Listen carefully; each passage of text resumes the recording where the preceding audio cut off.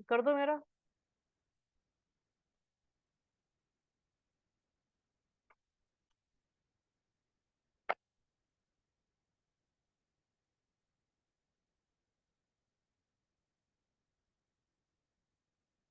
तोड़ के दो।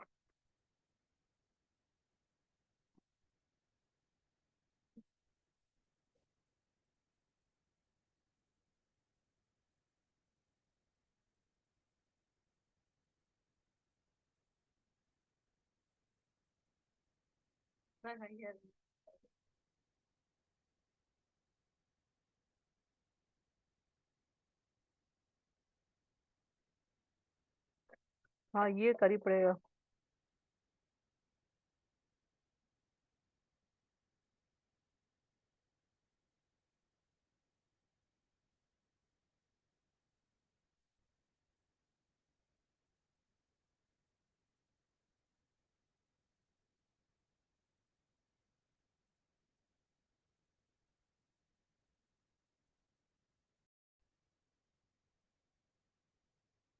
Good evening, ma'am.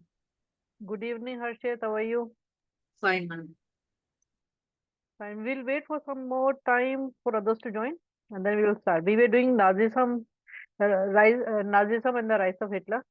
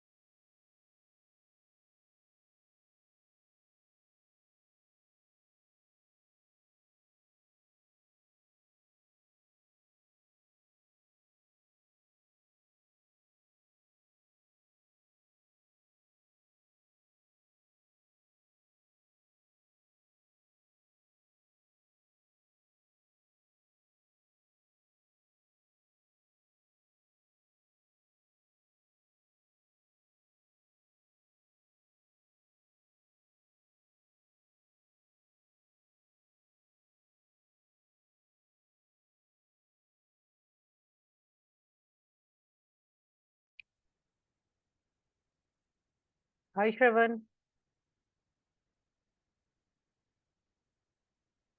Are you there, Shravan? Good evening, ma'am. Good evening, good evening. Okay, let's begin our class. We were doing Nazism and the rise of Hitler.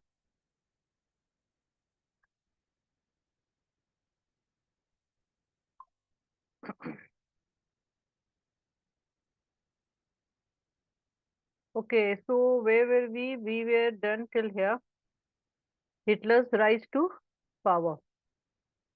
Okay, so this crisis in the economy, like I told you, there was hyperinflation in Germany after the World War One, and people were not happy with the Versailles Treaty, and they wanted something new, and there was a case of hyperinflation inflation, because of which there was a lot of chaos in the society.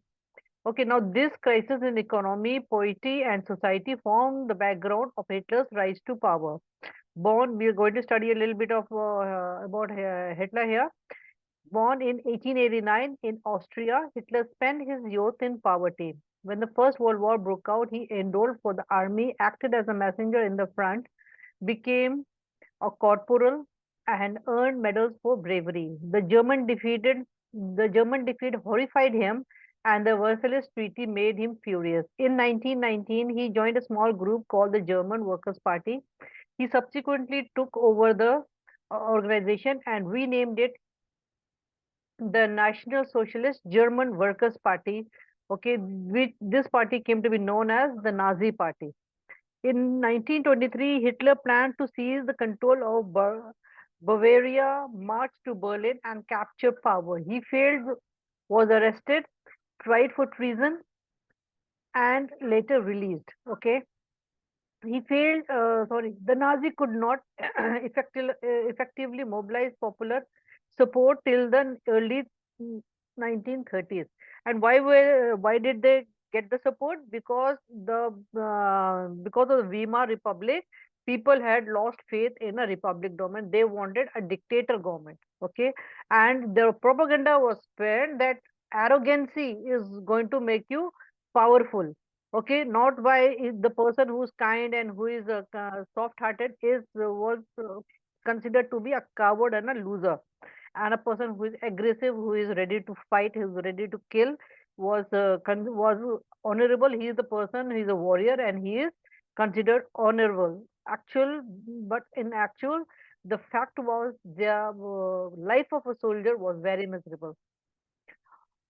Okay, so it was during the Great Depression that Nazism became a mass movement. Okay, as we see, after 1929, banks collapsed and businesses shut down, workers lost their jobs, and the middle class was threatened with destitution. In such a situation, Nazi propaganda stirred hopes for a better future. They began to say the Weimar Republic is a failure, and us, we, the dictator is going to be good, right? So they started this new propaganda, the Nazi propaganda, okay, and the common man began to see hope into them. Okay, then in 1928, the Nazi party got no more than 2.6% votes, okay, and in the Reichstag, the German parliament, but that was 1928. But in 1932, it became the largest party with 37% votes. Okay. Now they made it up. Okay. They began to fire up. Okay. Now Hitler was a powerful speaker. And there was another quality of Hitler. He was very powerful. He sold his dreams. I'm going to, he made all sorts of promises, and he was a powerful speaker. His passion and his words moved people. He promised to build a strong nation. Okay, he was a powerful speaker. Okay, his passion and his words. He promised to build a strong nation, undo the injustice of the Versailles Treaty. Okay, what was the injustices that happened? We had studied in the earlier part of this chapter, and restore the dignity of the German people. He promised employment for those looking for job and a secure future for the youth. He promised to weed out all foreign influences and resist all foreign conspiracies against Germany. Okay. Hi, Sampath. Hi, Likhita. Hi, Jitendra. Hi, Pranav. Good evening, ma'am. Good evening, all of you. So, this part of the lesson is important. What all promises were made by Hitler? Hitler devised a new style of politics. He understood the significance of rituals and spectacles in mass mobilization. He held massive rallies and public meetings to demonstrate the support for Hitler and instill a sense of unity among the people. The red banners with the swastika, the Nazi salute, and the ritualized rounds of applause after the speeches were all part of his spectacles of power. You know, there was this, hey Hitler, and that is salute and that logo of that is the swastika, and there was a special everybody was forced to wear that swastika brooch, I think. And so all these rituals, this brought together the mass. Okay. And they were taught to clap and applaud in a different way. Okay. So now Nazi propaganda skillfully projected Hitler as a messiah. He is the savior. He is the one who is going to take away all your problems, all your agony. Okay. Now, as someone who had arrived to deliver people from their distress. It is an image that captured the imagination of a people whose sense of dignity and pride had been shattered. So, the person who is shattered, who is jobless, who is hungry, and who sees no future. When there's a spark, there's a spark of hope. So, person begins to dream of it, begins to get passionate over it. No, no, this person should be in power. He is the one who is going to save us. Okay.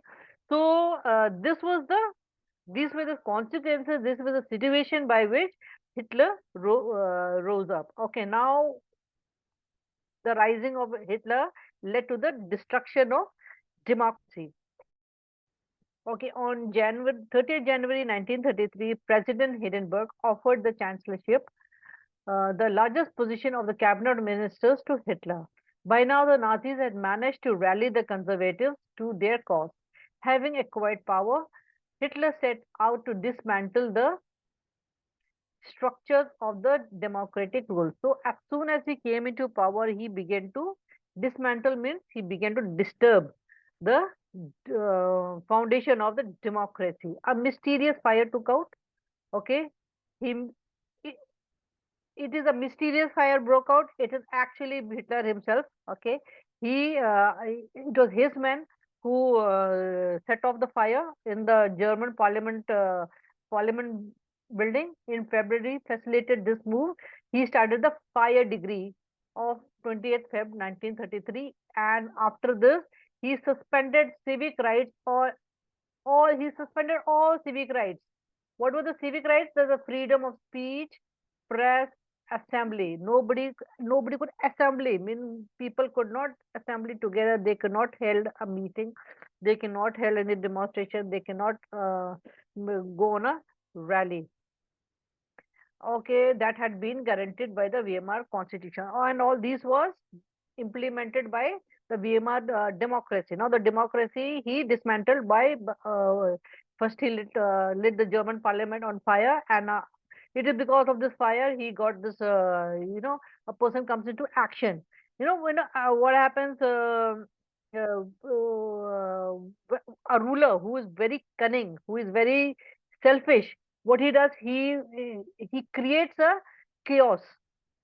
Any history can say, person who wants to come into power, what he does, first he will destroy the people, and then he will give them aid. Okay, then first he'll burn away their food, and then he will give them bread. Okay, and then those people are supposed to be thankful to him. So this was the dirty politics of the politician. Often it was played, and even Hitler did the same way. First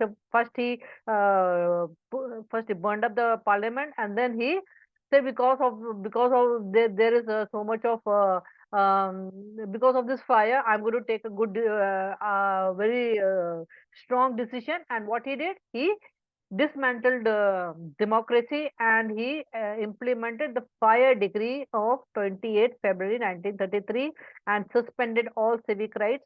Nobody had the freedom of speech. Nobody was there was no freedom of press. Nobody could make any poster against him. Nobody could paint anything against him. Nobody could assemble. No meetings, no rallies could be held against him. Okay, now this was his way. Then he turned on his arch enemies, the communists, okay, most of whom were hurriedly packed off to the newly established concentration camps. So he made these concentration camps where he sent all his enemies, and anybody who he suspected was against him. They were sent to the concentration camp. Okay, now because there is no freedom, so there is no justice.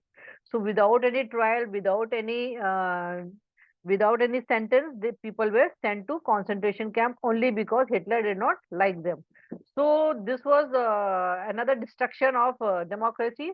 The repression of the communists were severe. Okay, out of the surviving 600 6,808 arrest files of Dusseldorf, a small city of 500,000 population, 1,440 were those of communists alone. They were, however, only one among the 52 types of victims persecuted by the Nazis across the country. Okay, so he began persecuting everybody and collecting them in the concentration camp and then gassing them. They killed them by poisonous gas. Okay, on March 1933, the famous Enabling Act was passed. Okay, now let's talk about this Enabling Act. First, we spoke of the fire degree.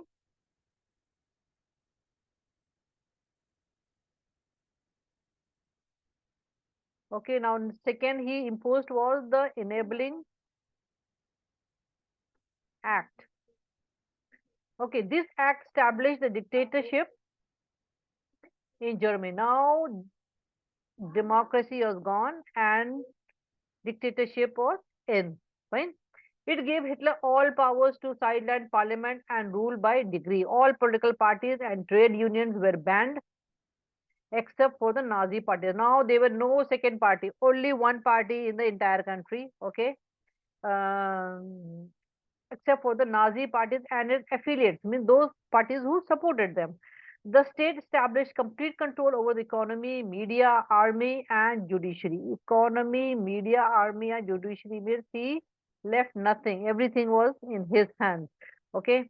Now, special surveillance and security forces were created. Okay. Any country who is a dictator, they always try and they always have they always have strong surveillance. They're spies. They spy on others. They try and find out what others are doing, what people are thinking about me, what are they propaganding, who are the enemies. They have spies all over. Okay, and they make their defense strong so that they can attack the weak. And this one of those people who are strong, those countries that are strong, who do they attack? They do not attack another strong country. Who will they attack? They attack the weak. Okay, they know that this person is not able to fight back, so they will attack that person, and this is how they make sure that they are powerful, and then they put up a pomp and show of their power. So this is how Hitler also started. Special surveillance and security forces were created to control and order society in ways that the Nazis wanted. So propaganda was felt that now that Hitler is God, okay, he is a messiah, okay, and whatever they said, because the common man, because there was press was under press did not have the freedom to publish anything, so they only whatever he wanted he published. So people were hearing stories that were not true. Apart from the already existing regular police in green uniform and the SA or the storm troopers. These included Gestapo, straight secret state police, and the SS, the protection squad, criminal police, and the security service. It was an extra constitutional powers of these organized forces that gave Nazi its reputation as the most dreaded criminal state. Okay, now like I told you, when one person wants to rule over everyone, what he does, he strengthens his surveillance. Okay, what do you say, the intelligence, you can say intelligence is going to be strong. Like you can see today's world, in nowadays we have Mossad. So the Mossad is not only the only one person. They have several departments. You are supposed to take this region. You are supposed to look after this region. You are supposed to look after this region. So this is the way Hitler also started. Okay, he made several, you can say, organizations to take care of everything of his enemies. People could now be detained in Gestapo torture chambers, rounded up and sent to concentration camps, deported at will, or arrested without any legal procedures. The police force acquired powers to rule with impunity. Okay, so you understand how the enemies were cornered now, and this they were not doing to they were not doing this. They were not fighting this with any other country. This was happening inside the country. This they were doing among their own citizens. Okay, he was cornering all his enemies. Hitler assigned the responsibility of economic revenue to his economist Hajlamar Swash. This is an important name. Okay, now he said, he went to that person. He said, you have to make the economy of our country strong. He said it because he had promised while he was giving, while he was running for election. He had promised, I will give growth. We will have a growth in the economy. Okay, so he hired Haljamar Swash, who aimed at full production. So he proposed full production and full employment. Okay, so it was during this time when super highways were made. Okay, and cars were manufactured, like Volkswagen were manufactured. So he took up his job seriously. Okay, but Hitler was not serious about economic development. Okay, now what was Hitler interested in? He was in foreign policy. Hitler acquired quick successes. He pulled out the League of Nations in 1933. He reoccupied Rhineland in 1936. Integrated Austria and Germany. Okay, and he joined Austria and Germany together in 1938. And what slogan he gave? One people, one empire, one leader. Okay, this slogan is important. It might come in your test. Okay, he then went on to West German speaking Sudetenland from Czechoslovakia and gobbled up the entire country. So what was he doing? He was expanding. He was interested in expansion. I want this, I want that, I want this also, I want that also, right? Whereas Hjalmar Swash was planning development, economic development into the country, and he wanted state-funded work. Of course, that needed fund. But when he was spending, where was he spending all the fund? He was spending all the fund in expansion. In all this, he had the unspoken support of England, which had considered the Versailles verdict too harsh. Okay, now he had support of England, but this is not so. In World War II, he fought against England. Now Hitler did not stop here. Schwarz, that is Hjalmar Schwarz, had advised Hitler against investing hugely in rearmament. Okay, he said that you should invest in countries' economic development, into industries, so that people of the German youth could have employment. Against investing hugely in rearmament, as the state still ran on deficit financing. Cautious people, however, had no place in Nazi Germany. Schwarz had to leave. Hitler did not agree to him. Okay, so what he did, he left Hitler chose war as a way out of the approaching. Why should we have development in our country when I can capture a developed country? Okay, capture a rich country who is developed, who is having all these resources and all that, and we will capture it, and then we are going to use its resources, and then we will be rich. We don't need to make any economic development. Okay, we don't need to invest in that. So this was his mindset, and because of this, Hajmer Swasht, he was removed. Okay, so what happened? So we out of the approaching economic crisis. Resources were to be accumulated through expansion of territory. So this is what is that we can have resources by accumulation, by we can capture other countries, and then we can. This is how we will progress. In September 1939, Germany invaded Poland. Okay, this started a war with France, England, and in September. Let me show you a map about this. Okay, so you see here, this is Germany. Fine. You see, this is Germany. Now he had Austria. Okay, he took and then he had Czechoslovakia. Okay, then he what he did? He started. I should have Poland. Fine. Now when he had Poland, so what happened? This leads to he tries an attack France also. What this leads to? The World War II. Okay, now what happens in World War II? Russia starts to attack. Okay, and here Britain starts to attack. Okay, and here from here I think Sweden and Finland also start to attack. Okay, now German has to fight Britain, Russia, Sweden, and also France. So he had he I think by air base he fought with Britain. Okay, and then with Russia he fought their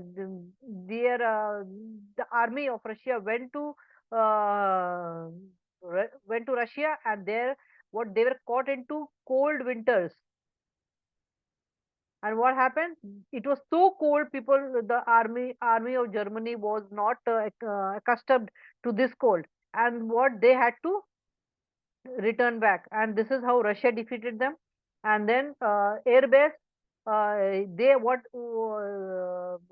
Germany had did? He had strengthened his air force, and he had hired a lot of pilots. Okay, so he was attacking Britain by air. But what happened? What was the mistake that he did? He began to bombard. He began to bombard in London. London was a residential place. So when he was bombarding the residents of London, the air force of Britain, they took rest. Okay, and then because for them it was a matter of life and death, because they were going to lose Britain. Okay, so because of this, although their air base was not so strong as Germany, they fought back to Germany, and by by air force, Germany was defeated. Okay, now they also had what you say, um, submarines. Now Germany also had submarines, and he put his Germany submarine into Norway and Sweden and Finland and all that, and then there also they were defeated. So because and also France had attacked them, so he was kind of rounded up, isn't it? Cornered up from all sides.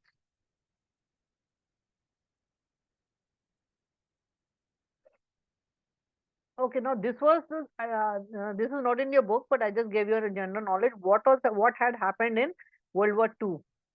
On all this, let me tell you, USA was not in World War II. He decided to stay away. But what happened? Because USA was establishing its Air Force, air base, and he had a lot very strong air base in Pearl Harbor, and Japan was threatened. that USA is getting stronger. So big out of without any like the UA, although because USA said I will not involve in the World War II. So they thought we will attack them, but they said because USA said I will not get involved in the World War II, so they will not get involved. They will not retaliate.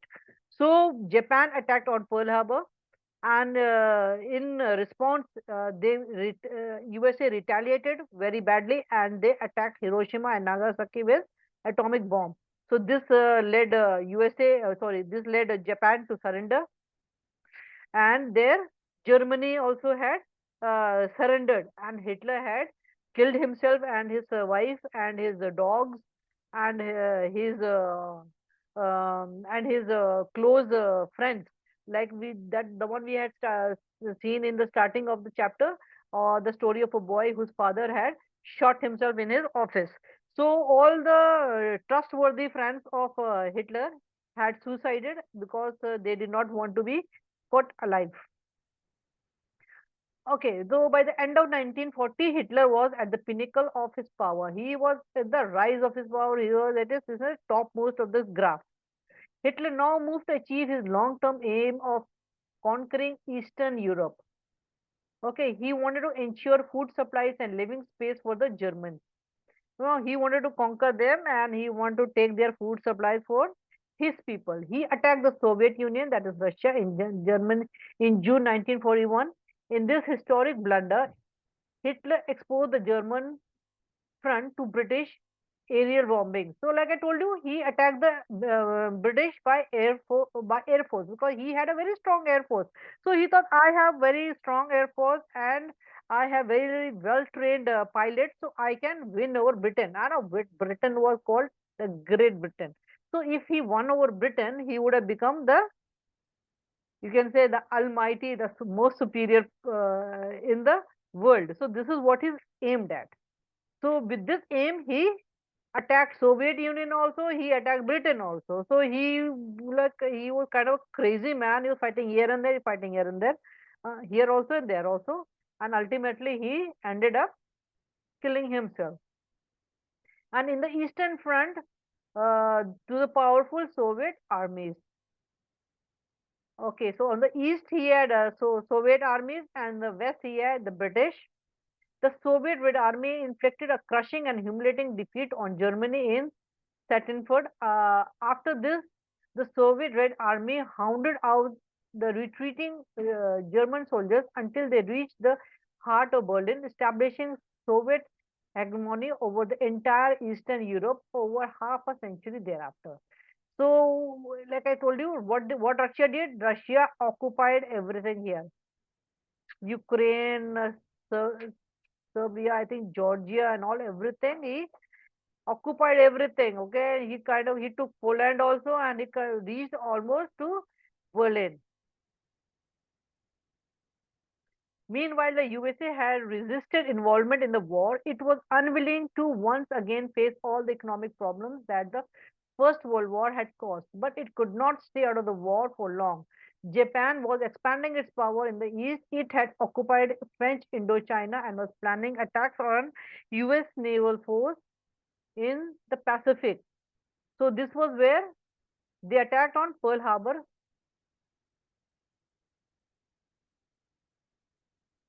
Okay, when Japan extended its support to Hitler and bombed the US base at Pearl Harbor, the US entered the Second World War.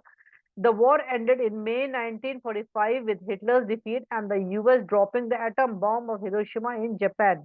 After Hiroshima, Hiroshima was Little Boy. The name of the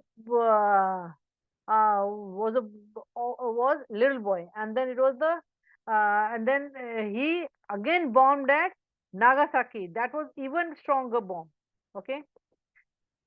So we now return to the Helmut of this Helmut and his father's story in a um father story of the Nazi criminality during the war. So this was the story of Helmut's father who had suicided when Hitler was defeated. Now let us talk about all this was happening and nobody knew what was after the World War II ended. When people entered Germany, then they got to know about what had happened, what he had done, what about the Holocaust that he had done with the Jews. Okay, the crimes that Nazis committed were linked to a system of beliefs and a set of practices. Nazi ideology was synonymous with Hitler's world view. According to this, there was no equality between people. No, two people are not equal, okay, but only a racial hierarchy. In this, in his view, who were on the topmost of mankind? Blonde, blue-eyed, Nordic, German, Aryan were at the top, while Jews were located at the lowest rung. Okay, Jews and the colored people, they were in the lowest category. Okay, they came to be regarded as an anti-race, the arch enemies of the Aryans. All other colored people were placed in between depending upon their external features. Hitler's racism borrowed from thinkers like Charles Darwin and Herbert Spencer. Darwin was a natural scientist who tried to explain the creation of plants and colors through the conception of evolution and natural selection. Herbert Spencer later added the idea of survival of the fittest. Survival of the fittest? Or anybody can explain what is survival of the fittest?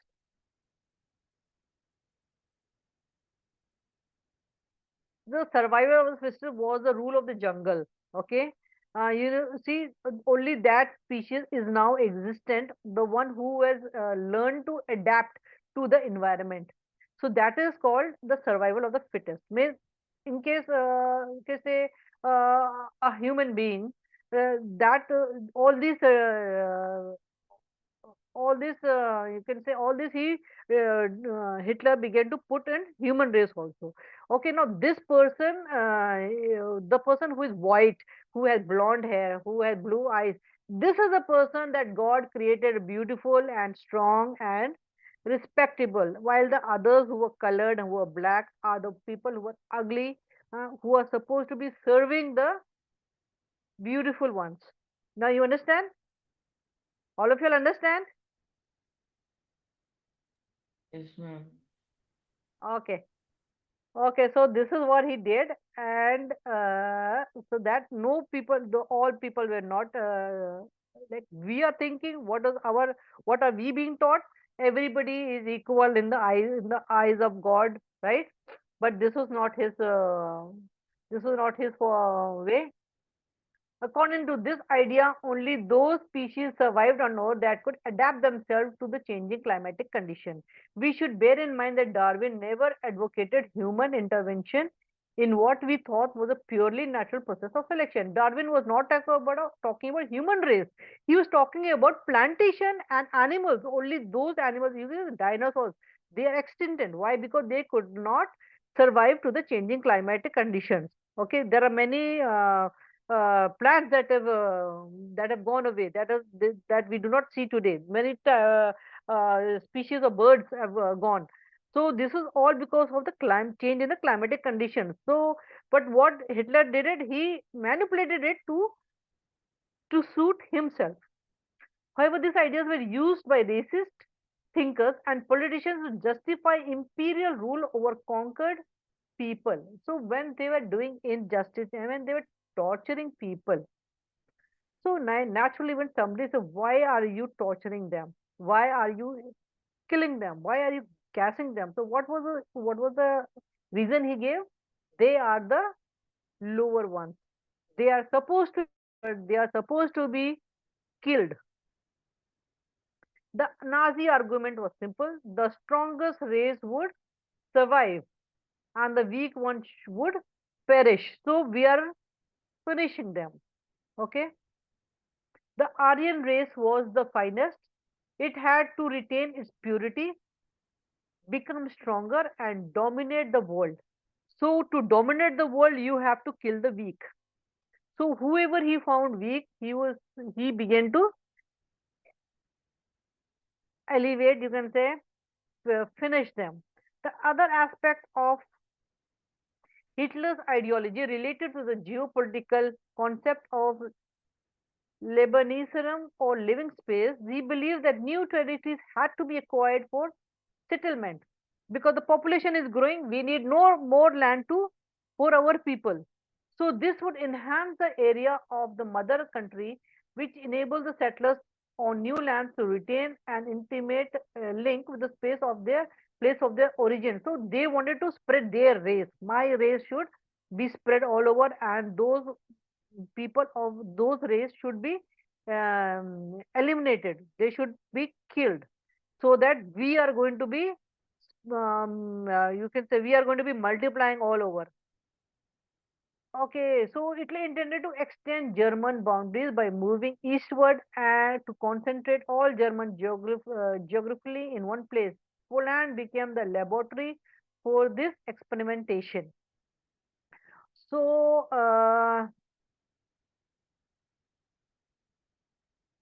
we have what he did: establishment of the racial state. Once in power, Nazis began to implement their dream of creating exclusive racial community. Okay, pure German. So what you saying? So by physically eliminating all those who were seen as undesirable. So what desirable, undesirable? So he even killed many Germans who were disabled. If they born by a disability, autism, baby born with autism, he killed them. Okay, even although they were Germans, anybody, and he killed even also women who married into other races. So now these women were making babies of the undesirable. So those women were also eliminated. Okay, now Nazis wanted a society of pure and healthy Nordic Aryans. So they alone were considered desirable. Only they were seen as worthy for prospering and multiplying against all others who were classified as undesirable. This meant that even those Germans who were seen as impure or abnormal had no right to exist. Under the Ethiopian program, Helmut's father, along with other Nazi officials, had condemned the death many Germans who were considered mentally or physically unfit. So, physically unfit, you are not going to be we are not going to feed you, we are going to kill you. So Jews were not the only community classified as undesirable. It was Jews, it was gypsies, okay, who were considered to be inferior, and they were widely persecuted. Even Russians and Polish were considered subhuman and hence undeserving of any humanity. Okay, now let me all of you all now tell me how many people of you all know about this Holocaust. We'll continue this in next class. We are about to be we are approaching our class limit. Okay. So anybody has any doubt, anything that you did not understand, any questions? Yeah, Harshit?